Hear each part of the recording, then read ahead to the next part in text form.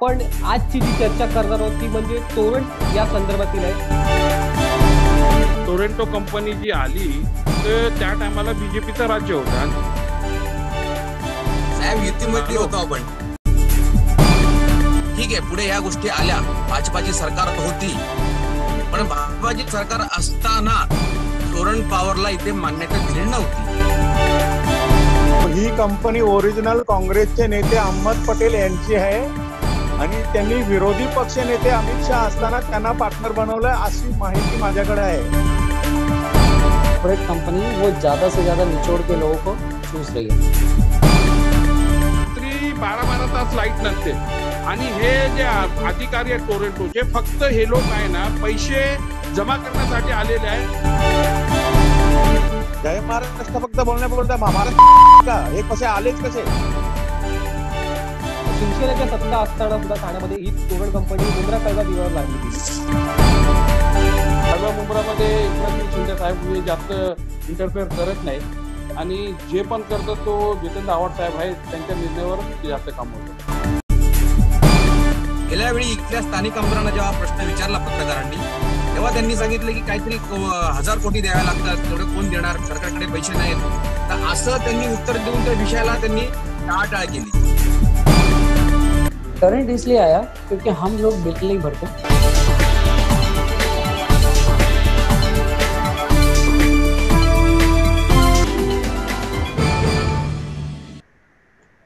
नमस्कार, डिजिटल महाराष्ट्रामध्ये मी रोहित शिर्के आपल्या सर्वांचं मनपूर्वक स्वागत करतो। आपण आजची जी चर्चा करणार आहोत ती म्हणजे तोरण या संदर्भातील आहे। तोरण ही एक खाजगी कंपनी आहे जी मुंब्रा, कळवा आणि दिवा या परिसरामध्ये खाजगी वीज वितरण करते आणि या वीज वितरणामुळे सध्या सर्वसामान्यांना नाहक त्रास सहन करावा लागतोय। नाहक त्रास सहन यासाठी बोलतोय मी, करावा लागतो यासाठी बोलतोय मी, कारण जे बिल त्यांना 400 वीज बिल जे त्यांना 400 रुपये येत होतं, सध्या 4-4, 5-5 हजाराचं महिन्याचं बिल येतंय। काहींना 3-3 महिन्याचं बिल 5-15 हजार रुपये आलेलं आहे। असे कित्येक केसेस समोर आलेले आहेत। आपण जर याचा मागचा काळ बघितला तर 1.5 वर्षापासून कित्येक जणांनी याचा विरोध केला। आगरी योग संघटना असो, आयुष असो, मी मुंब्रेकर असो किंवा तोरण हटाव कृती समिती असो, यांसारख्या कित्येक संघटनेने याचा विरोध केला। मात्र वेळोवेळी ही तोरण कंपनी इथे लादली गेली।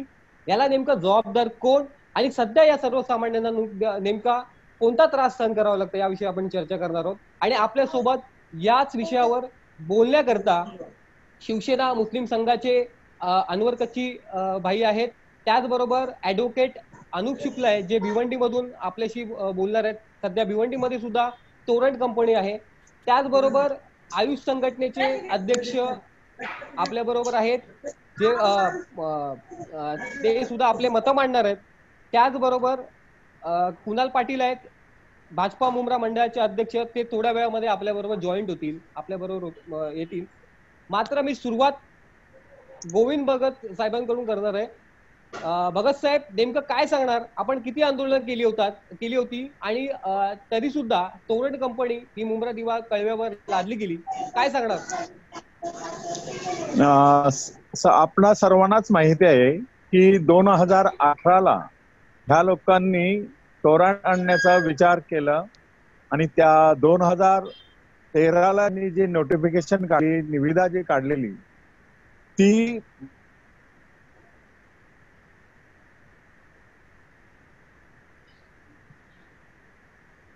भगत साहेब, माझा आवाज येतोय? भगत साहेबांचा आवाज कट झालाय। भगत साहेब, तुमचा आवाज कट झालेला आहे। गोविंद भगत साहेब, तुमचा आवाज कट झालेला आहे। तुम्ही नेटवर्क मध्ये आलात तर बरं होईल।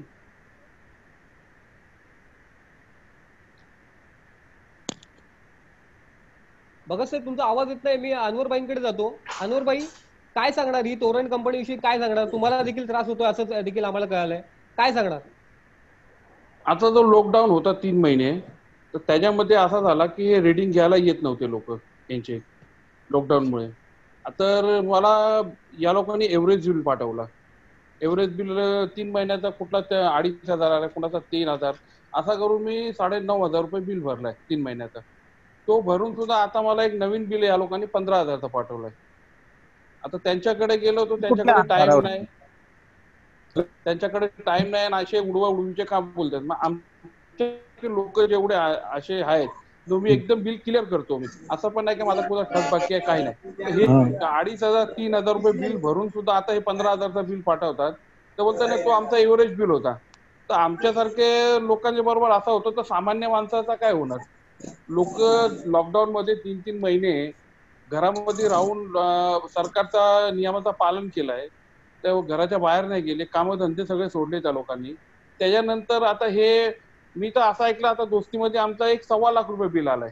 मी ठाणे सिल दोस्तीमध्ये राहतो. तर हे 1.25 लाख रुपये बिल आले, तर लोक कसे भरणार? लोकांचे आता जेवायचे वांदे आहेत, खायचे वांदे आहेत. हे यांना पाहिजे तसं बिल पाठवतात. आणि टोरेंटो म्हणजे मला तर असं वाटतं ना, कळव्या मुंबऱ्यामध्ये आम्हाला लादलेला आहे, आणि तो आमच्यासाठी तो एक श्राप झालेला आहे. का पण त्या भिवंडीमध्ये अनवरभाई, लोकांनी बघितलेलं आहे. हा, अनवरभाई, बोला. पण माफ करा, पण तुम्ही शिवसेना मुस्लिम संघाचे अध्यक्ष आहात आणि तुम्ही या संदर्भात कोणती कंप्लेंट केली नव्हती का तुमच्या वरिष्ठांकडे?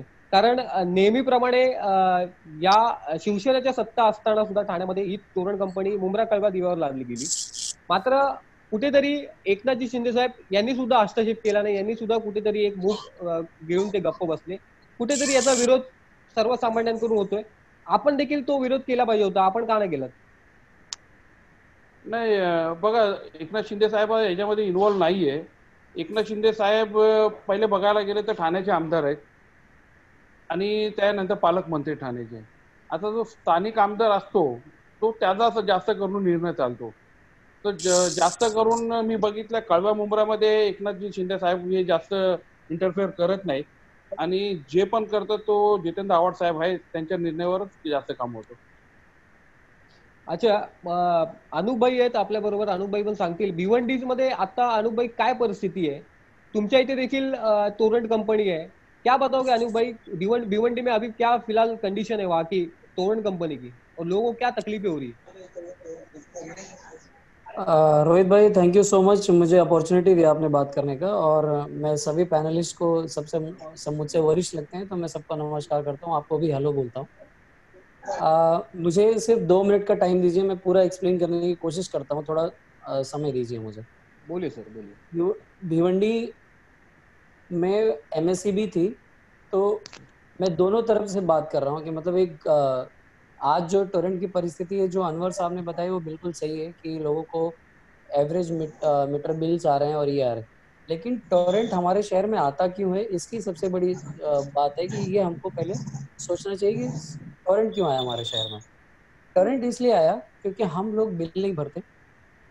भिवंडी की मैं हालत आपको बताता हूँ कि लोगों के यहाँ पावर लोग चलता है, यहाँ पे करोड़ों रुपए बिल बाकी थे, और लोग जो MSCB के अधिकारी थे उनके साथ सेटलमेंट करके दलाली करवा के आप कहते कि अपना बिल माफ करवाते थे। तो इसकी वजह से राज्य सरकार को जो, या केंद्र सरकार जिसके अभी अधीन ही आते एनर्जी के अधीन, उनको बहुत घाटा होता था।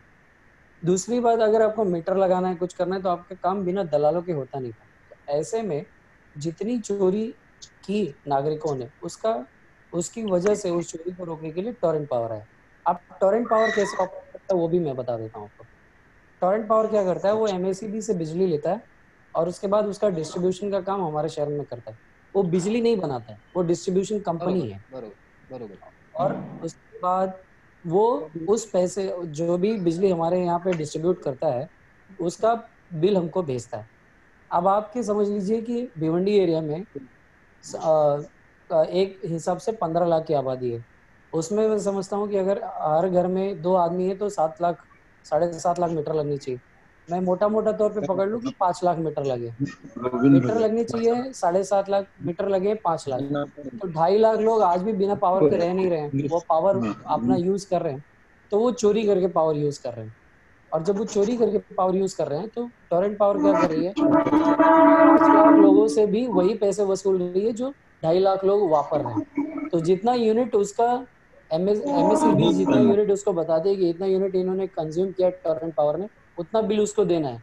तो वो पैसा उनसे वसूलेगी जो बिल भर रहे हैं। एक बात, लॉकडाउन में कोई आया नहीं, 3 का 13 बिल भेजा, तो जो 3 का 13 बिल आया है, उसके लिए लोग आंदोलन कर रहे हैं, यहाँ भी जन आंदोलन हो रहे हैं, लोगों के ऊपर सोशल मीडिया पे दिखता है, लोगों के ऊपर गुस्सा है ये चीज। लेकिन इस बात को समझना होगा कि आप जब तक बिल नहीं भरेंगे ईमानदारी से और जब तक आप अपना कर्तव्य नहीं निभाएंगे तब तक आप किसी से लड़ने के हकदार नहीं होते। पहली बात ये गलती हो गई पब्लिक के पे। टोरेंट पावर वो प्योरली एंड प्योरली एक कॉर्पोरेट कंपनी है, वो ज़्यादा से ज़्यादा निचोड़ के लोगों को चूस रही है। इस मामले में यहाँ के ऊर्जा मंत्री को, महाराष्ट्र के, और जो केंद्र सरकार है, इनको दोनों को मिलके काम करना होगा, तभी लोगों को निजात मिलेगी, अन्यथा लोगों को बिल से कोई निजात नहीं मिलेगी। अच्छा अनूप भाई, आपने बताया जिस तरह से बिल की चोरी, हम भी मानते उसको, आपण देखील मानतो की या बिलाच्या म्हणजे विजेची चोरी होतात आणि बिल सुद्धा काही लोक भरत नाहीत, पण यामध्ये जर 30-40% आपण लोकांमध्ये जर मायनस केलं तर 60% तरी लोक हे बिल भरतात। पण आता या 40-30% लोकांमुळे कुठेतरी 100% लोकांवर प्रॉब्लेम, या अडचणींना सामना करावा लागतोय। आणि दुसरी सगळ्यात महत्त्वाची गोष्ट म्हणजे बीजेपी सरकार ही गेल्या वेळी होती ज्यावेळी टोरंट येणार होती आणि लोकांचा सुद्धा पूर्णपणे आयुष संघटना असो, तोरण कृती समिती असो, या सर्व संघटनेने त्याचा विरोध केला होता। मात्र कुणाल पाटील आपल्या बरोबर जोडलेले आहेत, त्यांना प्रश्न विचारतोय की भाजप सत्तेत राज्यामध्ये सुद्धा असताना आणि केंद्रामध्ये सुद्धा असताना तोरण कंपनी इथे येण्याचं कारण आणि लोकांचा विरोध पाहता MSDCL कुठेतरी स्ट्रॉंग करण्याचा प्रयत्न करायचा पाहिजे होता, मात्र तसं काही होताना दिसत नाही।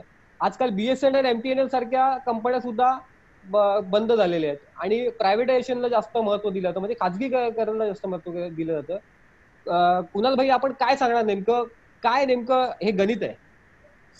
नमस्कार सर्वांचं।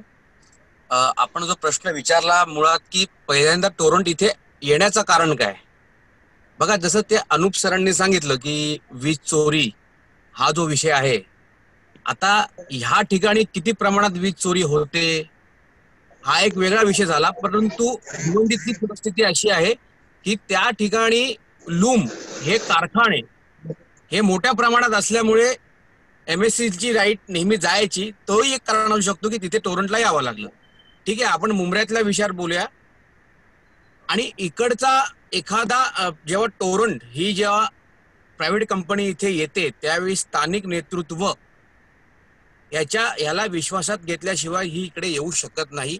त्याच्यामुळे इथले स्थानिक आमदार आणि स्थानिक खासदार यांनी ह्या विषयावर बोट ठेवणं आवश्यक होतं।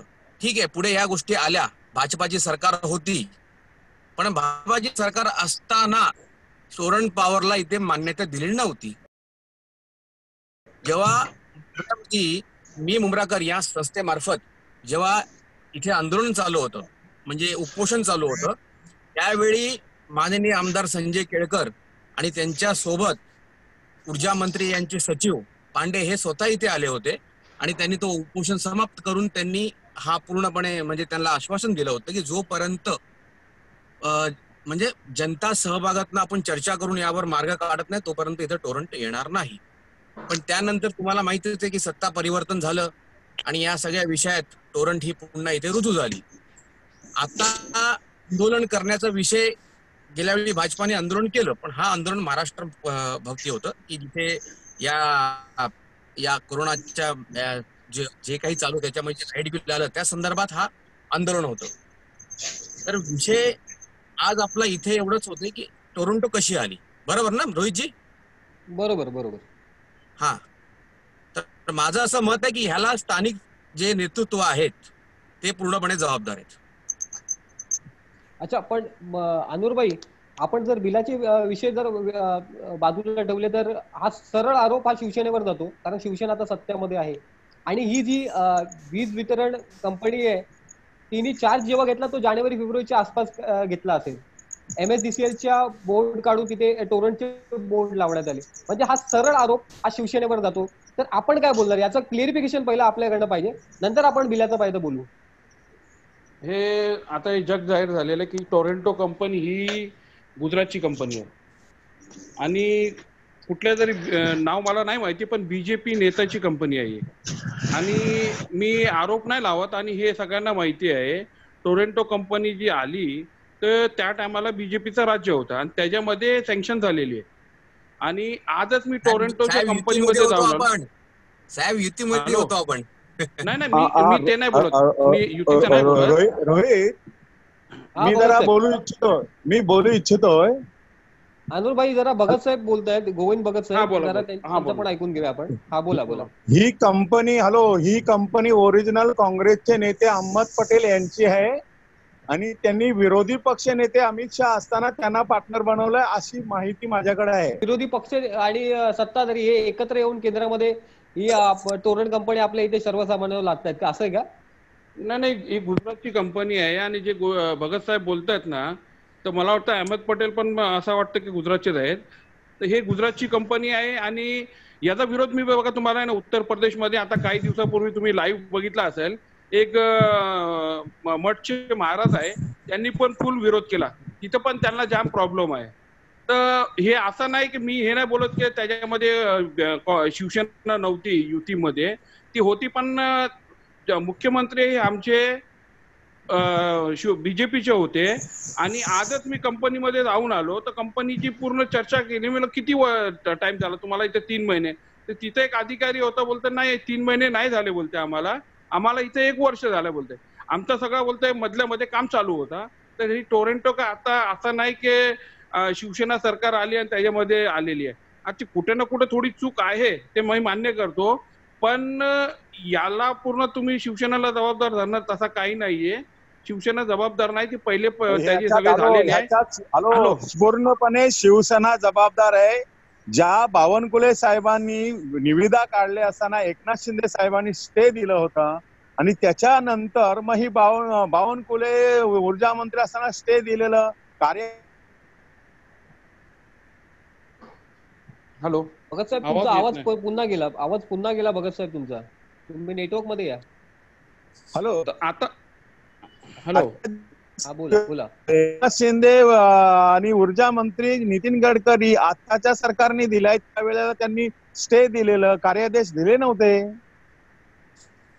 पण तरी सुद्धा गोविंद भगत साहेब, आम्ही दिव्यामध्ये आणि कल्याण पाटा या सर्व विभागामध्ये काम सुरू असलेलं बघितलंय, काही ऑक्टोबर आणि नोव्हेंबरच्या वेळी सुद्धा. त्यावेळी तर नाही, हॅलो, ऐका, त्यांचं ते सर्वे होतं, त्यालाही आपण विरोध केलेला, आपण यांना हकलून दिलेले. आणि ह्या ठिकाणी लक्षात ठेवा, संपूर्ण एकनाथ शिंदे साहेबांनी त्यांना 29 तारखेला हे फेब्रुवारीला जे आले तेव्हा एकनाथ शिंदे साहेबांनी त्यांना सांगितले का तुम्ही कोणत्या पद्धतीने यायचं नाही. 5 फेब्रुवारीला जो निर्णय झालेला का ह्या लोकांनी. भगत साहेब, तुमचा आवाज पुन्हा गेला. तुम्ही नेटवर्क मध्ये आलात तर बरं होईल. उत्पन्न वाढलं नाही, मग सायमेंटनसली टोरांटचे कामगार आणि महावितरणचे कामगार एकसाथे काम करणार, हे तसं घडलंच नाही. आणि त्याच गोष्टीला आम्ही विरोध केल्यानंतर एकनाथ शिंदेनी स्टे दिलेलं, त्याच्यानंतर ती ऑर्डर कॅन्सल केलेली 27 तारखेला, जी हँडवर टेकओव्हरची काढलेली ती एकनाथ शिंदे साहेबांचं रेकॉर्डिंग आहे आमच्याकडं. मग तरी सुद्धा कशी काय टोरंटो आली? नाही, हा ऐका, रेकॉर्ड एकनाथ शिंदे साहेबांनी काय बोललं, एकनाथ शिंदे साहेबांना विचारणार, तुम्ही पत्रकार म्हणून विचारा, त्यांना नगवे करा. तुम्ही जनतेला मूर्ख समजता. जनतेच्या बरोबर 5 फेब्रुवारीला राज्याचे उपमुख्य रेंज मध्ये नाहीयेत, आवाज व्यवस्थित येत नाही. हॅलो साहेब, मी काय बोलतो रोहित साहेब, तर एकनाथ शिंदे साहेबाला जर टोरंटो मध्ये एवढा इंटरेस्ट असता ना, तर त्यांनी ठाण्यामध्ये आणली असती ना, त्यांच्या क्षेत्रामध्ये आणली असती. त्यांना एवढा जर इंटरेस्ट असता तर त्यांना टोरंटो मध्ये इंटरेस्ट नाहीये त्यांना. पण ते टोरंटो साठी आता बघा, ही आघाडीची सरकार आहे, ह्याच्यामध्ये सगळे आहेत, काँग्रेस आहे, राष्ट्रवादी आणि शिवसेना आहे. तर ते हे कसं मंत्रिमंडळाचा मोठा निर्णय आहे आणि तेवढ्या त्याच्यामध्ये डीपमध्ये मी नाही गेलेलो आहे. पण आता ही टोरंटो आम्हाला सर्व्हिस कशी देते आणि टोरंटोला कशी आम्ही इथून जाऊ पळवू किंवा हाकलू, याला आम्हाला हे करायचं आहे. तर टोरंटो आली कशाला, की इथं लाईट बिल लोक भरत नाही, आता इथे जी MSEB होती, तर MSEBच्या टायमाला लाईट जायची 8-8 तास, 12-12 तास जायचे. पण आता टोरंटो आली, तर टोरंटो येऊन काय झाला, आता मी तुम्हाला सांगतो की टोरंटो इथे येऊन 3 महिने झाले. मी दोस्तीमध्ये इथे राहतो 2 वर्षापासून. 2 वर्षामध्ये इथं कधी पण लाईट नव्हती जात, का की या इथं कमीत कमी 5 ते 6 ट्रान्सफॉर्मर लावलेत आणि डायरेक्ट एसटी लाईन मधून लाईन घेतलेली आहे. पण आता मी बघतो ह्या 3 महिन्यामध्ये 3 ते 4 तास लाईट जाते इथे दोस्तीमध्ये. एवढी चांगली म्हणजे काम केलेलं आहे MSEB ने, का डायरेक्ट एसटी लाईन आहे इथे ट्रान्सफॉर्मर आणि इथं काय केबल शॉर्ट होते का असं काही प्रकरणच नाही. तर इथे दोस्तीमध्ये लॉकडाऊन पण कुठे चालू नाही, पॉवरचा बॅकअप नाही चालू, पॉवर कट नाही चालू. मुंबईमध्ये तर असं आहे की रात्री 12-12 तास लाईट नसते. आणि हे जे अधिकारी आहेत टोरेंटोचे, फक्त हे लोक आहे ना पैसे जमा करण्यासाठी आलेले आहे. या लोकांना लोकांची सर्व्हिसची काय अर्थ नाही. अजून कच्ची साहेब कधी कधी दादागिरी करतात हे लोक, पत्रकारांना सुद्धा सोडत नाहीत. लॉकडाऊन मध्ये मी आता एक दवाखान्यामध्ये गेलो होतो किस्मत कॉलनीमध्ये. आता हे टोरंटो वाले तर झाले, यांचे जे टेम्पो वाले आहेत ना यांना पण भरपूर माज आलेला आहे. कुठे पण गाडी पार्किंग करतात, हम लोग टोरंटो वाले हैं, तुम लोग ज्यादा कुछ करेगा तो तुम्हारा हम लोग कैसा क्या करने का हमको मालूम है, तुम्हारा पावर कट कर देगा, तुम्हारा मीटर का बिल ज्यादा भेज देगा. हे अशी दादागिरी करून रोडवर लोकांचे दुकान चालू आहेत, गाड्याच्या समोर हे लोक गाड्या लावतात. म्हणजे यांची दादागिरी फुल झालेली आहे. आता ह्यांना श्रेय कोण देतोय मला माहिती नाही. बघा, मी एक शिवसैनिक आहे आणि बाळासाहेब ठाकरेंनी आम्हाला सांगितलं आहे की 80% समाजकारण करायचं, 20% राजकारण करायचं. मी तुम्हाला एक गोष्ट अजून देतो की 1995 किंवा 97 मध्ये सरकार होती, तर काही मंत्री असे काही वेगळं काम करायचे तर बाळासाहेब त्यांना बोलवून सांगायचे हे असं चालणार नाही. तर आम्ही शिवसैनिक मध्ये एक अशी ही बाळासाहेबांनी टाकलेली आहे की जर आमचा पक्ष पण कुठं चुकीचा कार्य होत असेल तर ते आम्ही आमच्या मुख्यमंत्रीला पत्र लिहू आणि त्यांच्या निदर्शनात आणून देऊ. आणि आमचे जे पालकमंत्री आहेत एकनाथजी शिंदे साहेब, त्यांना पण मी पत्र देणार आहे. बघा, माझ्याकडे बिल आहे ते. आता मी 3 महिने 9,000 रुपये 3,000 रुपये बिल भरला. आता मला परत 15,000 बिल आला. बोलते हे तुम्हाला भरावं लागेल. आणि त्यांना विचारायला जावं तर त्यांचे गणित असे आपल्याला सांगतात की आम्हाला काही समजूनच येत नाही. पहिले आम्ही बिल भरले ना, तुम्ही एव्हरेजचा दिलेला आहे, तर मला आता 4 महिन्याचा या लोकांनी 2200ची रिडिंग दिलेली आहे आणि 2200 रिडिंगचा बिल भरायचं आहे. मग हे यांचे कशी दादागिरी चालू झालेली आहे आणि यांची दादागिरी कुठं ना कुठं थांबवायला. अनवरजी, आता तर चांगली संधी आहे. 3 सरकार 3 पक्ष एकत्र आहेत, त्याच्यामुळे याच्यावर लवकर निर्णय होऊ शकतो. आपण पुढाकार घेतला तर नक्कीच काहीतरी चांगलं मार्ग निघेल याच्यातनं. नाही, मी आजच गेलो होतो टोरंटोच्या ऑफिसमध्ये. मी 5 वाजता जाऊन आलोय आणि हे व्हेरिफिकेशन करून घेतलं. माझ्याकडे बिल आहेत आणि पेटीएमनी पेमेंट केलेलं आहे, असं पण नाही. आणि लोकांमध्ये चर्चा आहे की मुंबईमध्ये काही नेत्यांचे ऑफिसचे आणि घराचे बिल माफ केलेले आहेत. तर मी तुम्हाला एक सांगू इच्छित आहे की त्याच्यामधलं मी नाहीये. हे माझ्याकडे बिल आहे आणि पेमेंट भरलेली माझ्याकडे रिसिव्ह आहे. अनवरबाईंनी त्यांचं क्लिअर केलं, पण बाकीचे नेत्यांचं काय ते पण एक प्रश्न उठतो. पण अनुपभाई आपल्याला काहीतरी बोलायचंय, काय म्हणणार अनुपभाई? रोहित, हम लोग पॉलिटिक्स साइड में छोड़ देते हैं, हम लोग मेन लीगल बात करते हैं इसकी. आप टोरेंट एक एंटिटी है जिसको लीगल एंटिटी मानती है गवर्नमेंट, और वो कॉन्स्टिट्यूशन के हिसाब से.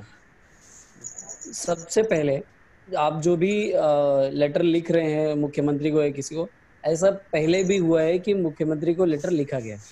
बहुत सारी चीजें लेटर लिखने से बदलती नहीं है. क्यों? क्योंकि इसमें जो एक सरकार इन्वॉल्व है और एक प्राइवेट कंपनी इन्वॉल्व है. दोनों को कॉन्स्टिट्यूशन हमारा एंटिटी मांगता है, मतलब 2 निर्जीव मनुष्य हैं, इस तरह से आप समझिए इसको. तो इनके बीच का जो एग्रीमेंट है, उस एग्रीमेंट के क्लॉज से ये चलते हैं. जैसे हम लोग भाड़ा करार करते हैं कि हमारा 10% हर साल बढ़ेगा, उसी हिसाब से इनका कुछ एग्रीमेंट है. तो जब तक आप एग्रीमेंट की क्लॉज नहीं पढ़ लेते, जब तक आप उसको समझ नहीं लेते, तब तक आप कितना भी डिबेट करिए, कुछ भी करिए, उससे कुछ होने वाला नहीं. लेटर भी लिख के कुछ नहीं होने वाला. और चाहे वो किसी की भी सरकार हो, कंपनी सालों साल चलती है, सरकारें बदलती रहती हैं और कंपनियां चलती रहती है. तो आरोप प्रत्यारोप अपनी जगह पे है. बात क्या है कि इसके लिए सबसे सटीक जो रास्ता है कि अगर आपका काम शिकायत दर्ज करने के बाद नहीं हो रहा है तो आपको कंज्यूमर फोरम में जाना पड़े. क्योंकि MSEB के साथ टोरेंट की जो कॉन्ट्रैक्ट है, जो एग्रीमेंट है, वो अलग है. लेकिन जब आप कंज्यूमर हैं और कंज्यूमर और जो सर्विस प्रोवाइडर है उसका एक कॉन्ट्रैक्ट अलग होता है.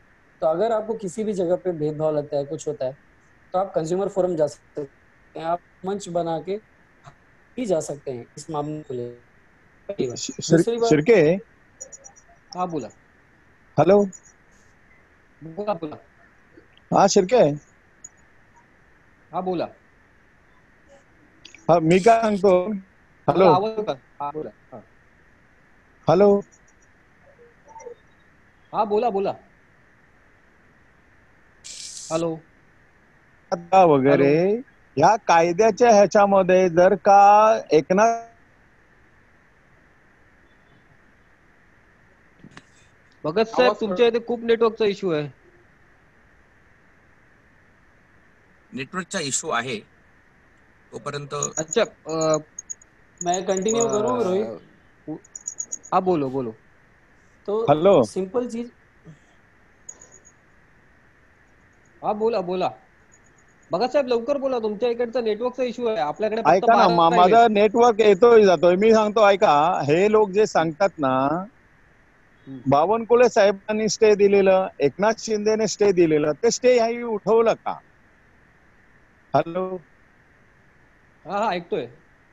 दुसरं 5 फेब्रुवारीला जे मीटिंग झाले त्याच्यामध्ये काय ठरलं, मग त्याचं अंमलबजावणी तरी ह्या लोकांनी करायला पाहिजे होती. आणि हे शिवसेनेवाले जर बोलत असेल, बाळासाहेब ठाकरे असे, उद्धव ठाकरे साहेब असे, ह्या लोकांनी ऍक्च्युअली हे जे तोरण लादलाय लोकांवर ते चुकीचे, याच्यामध्ये शंका आहे.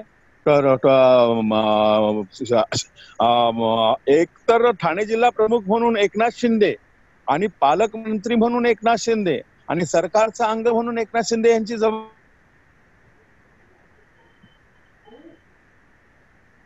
भगत साहेब तुमचा विषय समजलाय.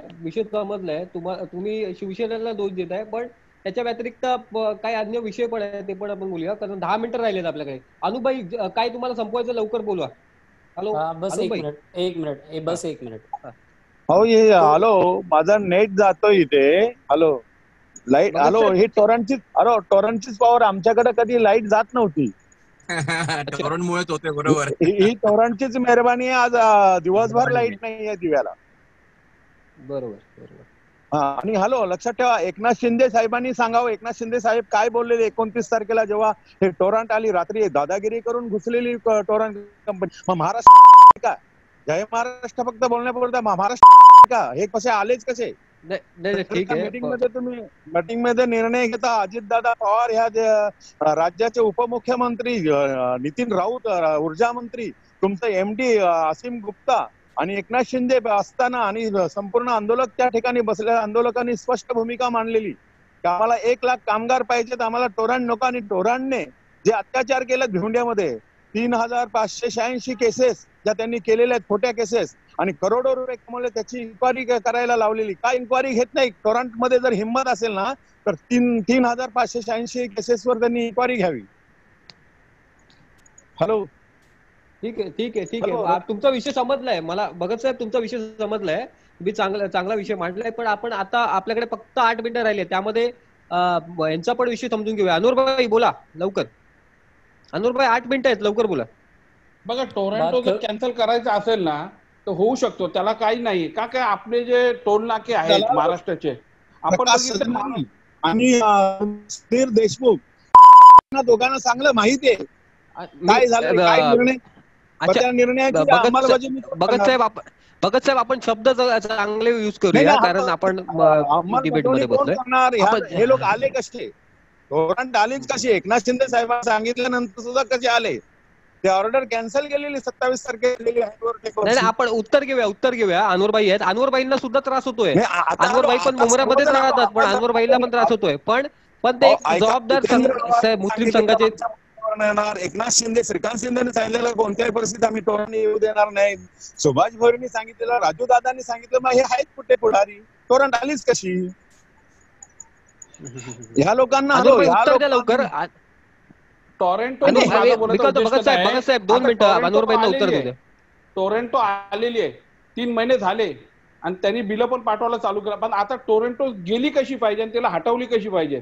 तर आता बोलतात की, आता मध्ये मी एक न्यूज ऐकली होती, कोणी आमदारने सांगितलं होता की टोरंटो जर पाठवायची असेल तर त्यांना काय 12,000 कोटी का 1200 कोटी असा काही त्यांना अमाऊंट द्यावं लागेल. मला माहिती नाही अनुरभाई, अमाऊंट म्हणजे किती आहे. म्हणजे म्हणजे तुम्ही एनसीपीचे आपले आमदार मुंब्रा कळव्याचे आमदार जितेंद्र आव्हाड यांच्याविषयी नाही, बोलताय मला का? माहिती नाही, कोणी तर मी न्यूज नाही ऐकली होती, ऐका, मला माहिती हॅलो नाही कोणी सांगितलं. इथे हा. जितेंद्र आव्हाड एकनाथ शिंदे नाही, ज्याप्रमाणे आंदोलकांना ह्या लोकांनी आश्वासन दिलं, एकनाथ शिंदे स्वतः ते जबाबदार आहेत, ऊर्जामंत्री जबाबदार, अजितदादा जबाबदार आहेत. तुम्ही मीटिंग घेतलेली ऑफिशियल मीटिंग होती, मग त्या मिनिट्स प्रमाणे तुम्हाला वागायला पाहिजे होतं. आणि तेच भाषा एकनाथ शिंदेने 29 तारखेला दुपारी वाटले. त्या टायमाला मी मुंबरेकर, आयुष आणि आमच्या बरोबर एक खासगी ठेकेदार होता, त्यांना त्यांच्या समोर हे आश्वासन दिलं. आणि रेकॉर्डिंग आहे एकनाथ शिंदे साहेबांची. एकनाथ अच्छा, शिंदे अच्छा, साहेबांनी आपण- कोणत्याही आपण- परिस्थितीत देणार नाही. मी काय म्हणतोय भगत साहेब, आता 1 मिनिटामध्ये आपण अनवर कच्ची भाईंकडनं उत्तर घेऊया आणि आपले बाकीच्या दोघांकडनं आपण कुणाल पाटील भाऊ आणि अनुप शुक्ला भाऊ यांच्याकडून उत्तर घेऊया लवकर. 1 मिनिट. मी काय बोलतो, टोरेंटो जाऊ शकते, सगळ्यांनी मिळून सर्व पक्षी येऊन सगळ्यांनी टोरेंटो कशी आठवायची त्याच्यावर निर्णय करायचा. आणि टोरेंटोला पैसे द्यायचे नाही तर तो त्या सरकारचा विषय आहे. तो बघा, गडकरी साहेबांनी महाराष्ट्राचे मला वाटतं की 40 का 50 टोल नाके कॅन्सल केले. ते पण कॉन्ट्रॅक्ट मध्येच होते.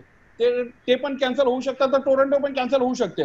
पण यांना सगळ्या पक्षांना सगळ्यांना येऊन आम्हाला परत आंदोलन करावं लागेल. पण आता कसं आहे, लॉकडाऊन आहे आणि कोविडचे प्रॉब्लेम चालू आहे, तर आता आपण काही करू शकत नाही. पण जे आमची आम्ही पेपर वर्क आहे, आयुषच्या वतीने 2 जुलैला मोठं आंदोलन झालं, सर्वांना माहिती आहे. आंदोलन करायचे तर आंदोलन सर्व ठिकाणी चालू आहे. या टोरांसाठी आंदोलन करणार नाही अशी भाषा नका करू. आंदोलन कधीही करू शकतो. उतरा रस्त्यावरती, हाकलून द्या टोरांना. भिवंडीमध्ये अत्याचार केलाय ह्या लोकांनी. आणि भिवंडीमध्ये खासदार आमदार व का गप्प बसलेले आहेत, का त्याला त्रास देतात, कुठल्या न्यायाने हे लोक बिल देतात. Rohit mute please. हॅलो, जे 200 रुपये येत होतं ते 2000 कसं झालं, 300 तर 3000 कसं झालं, आणि 500 कसं झालं. भगत साहेब आपण कुणाल पाटील पण काहीतरी बोलतात, आपण त्याच्यावर कुणाल भाई बोला. कुणाल भाई बोला. अनवर कच्ची म्हणाले की टोरंट जाऊ शकते. ठीक आहे, त्यांचं चांगलं आहे, त्यांचं भावना ती चांगली आहे. पण मी एक सांगू इच्छितो की टोरंट ही मुळात गुजरातची कंपनी आहे आणि गुजरातमध्ये त्याचं प्रोडक्शन होतो. आज गांधीनगर झाले, सुरत झाले, अहमदाबाद अशा काही ठिकाणी ह्या टोरंटचं चालतं. आणि युपी मध्ये आणि महाराष्ट्रात ह्यांनी फ्रँचायसीज दिलेल्या आहेत. जसं भिवंडीमध्ये फ्रँचायसीज आहेत, तसे मुंबईमध्ये ह्या सगळ्या फ्रँचायसीज आहेत. तर फ्रँचायसीज कॅन्सल होऊ शकतात, त्यांचे अग्रीमेंट पण कॅन्सल होऊ शकतो. गेल्या वेळी इथल्या स्थानिक आमदारांना जेव्हा प्रश्न विचारला पत्रकारांनी, तेव्हा त्यांनी सांगितलं की काहीतरी 1000 कोटी द्यावे लागतात, तेवढे कोण देणार, सरकारकडे पैसे नाहीत. तर असं त्यांनी उत्तर देऊन त्या विषयाला त्यांनी टाळाटाळ केली. त्याच्यामुळे जर या सरकारची इच्छाशक्ती असेल तर ही फ्रँचायसीज कॅन्सल होऊ शकते. आणि जसे गोविंद भगत साहेब म्हणाले की ह्या अगोदरच्या ऊर्जा मंत्रींनी याला स्टे दिला होता, हे सत्य आहे. कारण ज्यावेळी तिथे उपवास सोडला गेला, तिकडे मी स्वतः उपस्थित होतो, तिथले प्रशासकीय सचिव पण होते, आणि त्यांनी स्पष्ट केलं होतं की कोणत्याही प्रकारे लोकांच्या सहमतीशिवाय इथे टोरंट येणार नाही. पण सरकार बदलली आणि सगळ्या ज्या गोष्टी होत्या त्या वेगळ्या पद्धतीने झाल्या, तुम्ही बघितलं असेल. अनुप भाई, तुम्हाला काय बोलायचं असेल तर लवकर बोला, 1च मिनिटाचा वेळ आहे. हॅलो भगत साहेब ऐका, टोरंट ही राजकीय पक्षांची कंपनी आहे आणि ती जनतेला लुटण्यासाठीच आणलेले. टोरंटचं कुठेही नाव चांगलं नाही आहे. टोरंट ह्याच पद्धतीने काम करतोय. या राजकीय पक्षांनी सर्वांनी मनावर घ्यावा. जय महाराष्ट्राचा तुम्ही बोला सदा जय. मी स्पष्ट सांगितलं का, ज्यांचे 20%, 30%, 40% आज आमची 90% बसले. कलवा मुंब्रा शेलचे 90% तुम्ही कोणत्या आधारावर तुम्ही ठेका दिलात आणि 30 आणि 40% वाल्यांना का दिला नाहीत? हे संपूर्ण पैसे देतात राजकीय पुढाऱ्यांना. माझा हा पक्का आरोप आहे. राजकीय पुढाऱ्यांना देतात म्हणून टोरंट इथे आलेली. राजकीय पक्षांना लाज असेल तर ते स्वतः टोरंटला. नाही समजलेला भगत साहेब, तुमचा विषय समजलेला आहे. अनुर भाई लवकर, फक्त 1च मिनिट राहिला. रेसिडेंटल झोन आहे हा. इथे कुठल्याही प्रकारे हा इंडस्ट्री झोन नाहीये, त्याच्यामुळे इथे आवश्यकता नव्हतीच मुळात. मला जे भिवंडीचे वकील अनुर भाई, आहेत त्यांच्याशी विचारायचं आहे की आपण आपला वेळ संपलेला आहे. सर्व मान्यवरांनी आम्हाला वेळ दिला या चर्चेसाठी, त्यासाठी सर्वांचे खूप खूप आभार. मात्र आरोप प्रत्यारोपांमध्ये कुठेतरी सर्वसामान्यांना हा नाहक त्रास सहन करावा लागतो, याकडे कुठेतरी दुर्लक्ष होताना दिसतंय. माननीय एकनाथजी शिंदे साहेब असो किंवा माननीय आमदार जितेंद्र आव्हाड साहेब असो किंवा आजूबाजूचे जे विधानसभा क्षेत्र आहेत त्या क्षेत्रामधील आमदार असो, यांनी सुद्धा या गोष्टींचा निषेध व्यक्त केला पाहिजे, आवाज उठवला पाहिजे. मात्र सध्या तसं काही होताना दिसत नाहीये. नागरिकांची जी रांग आहे ती आपण बँकेट हॉल म्हणजे जी भारत गेटच्या समोर जे तोरणचं मुख्य ऑफिस आहे, दिव्यातले जे नागरिक आहेत, मुंब्र्यातले जे नागरिक आहेत, कौशातले नागरिक आहेत, त्या सर्वांना तिथे जावं लागतं कंप्लेंट नोंदवण्यासाठी. आणि या कंप्लेंट नोंदवण्यासाठी सध्या खूप प्रचंड प्रमाणामध्ये रांग लागलेली आहे. आणि या रांगेचं कारण हे फक्त आणि फक्त सध्या वाढलेलं बिल आहे जे तोरणकडून सध्या येतं आहे. मात्र ही सध्या परिस्थिती या मुंब्रा कळवा दिव्यामध्ये पाहायला मिळते. कळव्यामध्ये सुद्धा तीच परिस्थिती, दिव्यामध्ये सुद्धा तीच परिस्थिती आणि मुंब्र्यामध्ये सुद्धा तीच परिस्थिती. कित्येक संघटनांनी याचा विरोध केला आणि तरीसुद्धा ही तोरण कंपनी इथे लादली गेली. कोणी आणली, का आणली, कशासाठी आणली, हा सर्व विषय आता बाजूला ठेवून ही तोरण कंपनी कशी इथून घालवता येईल याकडे लक्ष देणं तितकंच महत्त्वाचं आहे. आम्ही आजच सकाळी एक व्हिडिओ त्या ठिकाणी जाऊन परिस्थितीचा आढावा घेतला आणि एक व्हिडिओ काढला होता. तो व्हिडिओ आपण पहा आणि त्यानंतर आपण सुद्धा विचार करा कशा पद्धतीने सोशल डिस्टन्सिंगचा सुद्धा फज्जा उडतोय. याचा संपूर्ण जे श्रेय म्हणेल मी की श्रेय हे तोरण कंपनीला गेलं पाहिजे, कारण हे चुकीचं कृत्य हे त्यांच्याकडून होतं आहे. कारण त्यांच्या या वाढत्या बिलामुळे सर्वसामान्यांना तिथे रांग लागावी लागते आणि सोशल डिस्टन्सिंगचा सुद्धा फज्जा उडतोय आणि 10 दिवसाचा लॉकडाऊनचा सुद्धा हा फज्जा उडतोय असंच आपण म्हणूया. सर्व मान्यवरांनी वेळ दिला त्यासाठी पुन्हा एकदा त्यांचे खूप खूप आभार. आणि अशाच चर्चा आम्ही आपल्यापर्यंत घेऊन येणार आहोत. त्यासाठी पाहत राहा डिजिटल महाराष्ट्र, आपल्या हक्काचं मराठी न्यूज चॅनल. धन्यवाद.